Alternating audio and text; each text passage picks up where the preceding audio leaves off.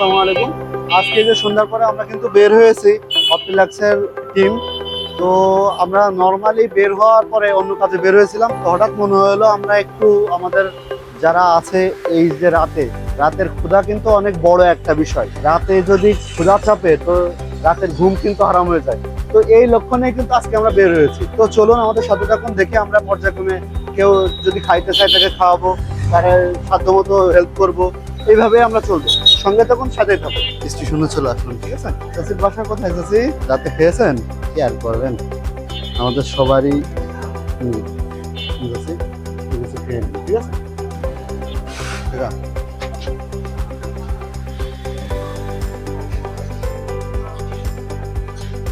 চাচি, খেয়েছেন?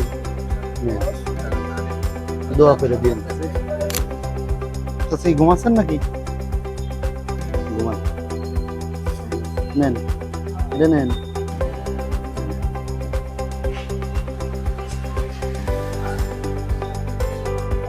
ছেলে মেয়ে নাও,